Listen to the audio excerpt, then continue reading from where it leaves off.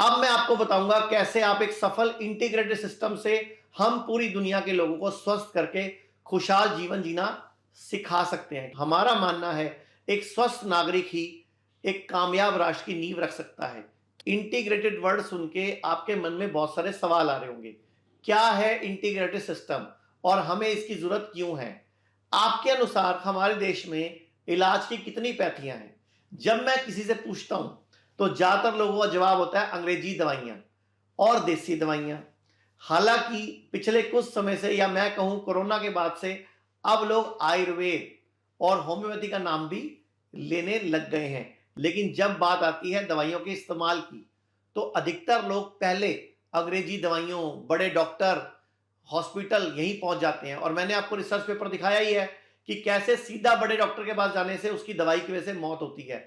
हमारे पूर्वज जड़ी बूटियों, कुछ धार्मिक संस्कारों, रिचुअल और जरूरत पड़ने पर शल्य चिकित्सा, सर्जरी की मदद लेते थे। सबसे बड़ी बात, वो उपवास की मदद लेते थे।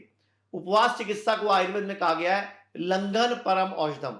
और इसका जो स्थान है चरक संहिता में सूत्र स्थान चैप्टर 22 और वाग्भट संहिता में सूत्र स्थान 14 में लंघन फास्टिंग के बारे में, उसके बारे में कितने तरीके हैं। पहले आप याद करो ना, अमावस्या, एकादशी, आप लोग नवरात्रे उपवास रखते थे ना, और ट्रेडिशनल नॉलेज पे विश्वास रखते थे जो पीढ़ी दर पीढ़ी चली आ रही है।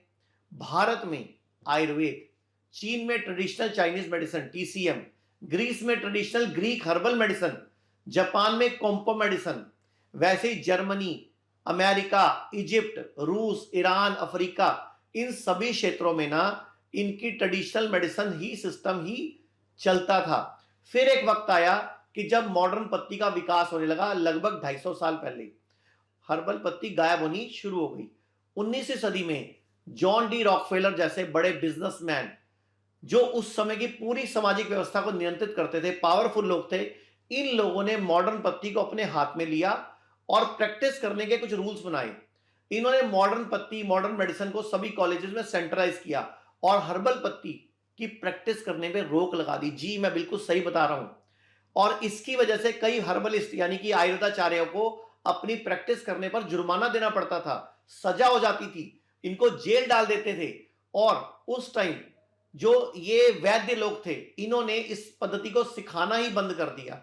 अब हम हैं जो वापस आयुर्वेद की बात कर रहे हैं। आयुर्वेद में दवाइयां, थेरेपी, सर्जरी, सब सुविधाएं मौजूद थी। तब क्या ऐसी जरूरत थी कि आयुर्वेद को दबाकर मॉडर्न पैथी को प्रमोट करना पड़ा?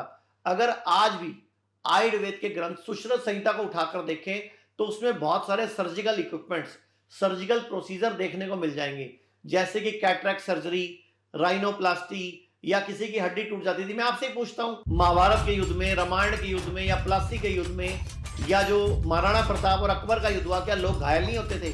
क्या उनको चाकू, तलवारें, भाले नहीं लगते थे? उनको कौन ठीक करता था? ये स्क्रीन पे रिसर्च पेपर भी चल रहे हैं, आप देखो, बुक्स के रेफरेंसेस भी दिखा रहा हूं मैं आपको। तो उस वक्त पे अगर हड्डी टूटती थी, आज भी अगर हड्डी टूटती है तो डॉक्टर नहीं जोड़ता, प्लस्तर लगाया जाता है। हड्डी जुड़ती अपने आप है। आप किचन में काम करते हो, चाकू लगता है, कट लगता है, कोई डॉक्टर नहीं जोड़ता, अपने आप जुड़ता है। हमारी बॉडी स्वयं भगवान है, हमारी बॉडी में पूरी पावर्स हैं। तो अभी मैं आपको पूरी बॉडी समझाता हूं कि हमारा शरीर क्या है, कैसे काम करता है।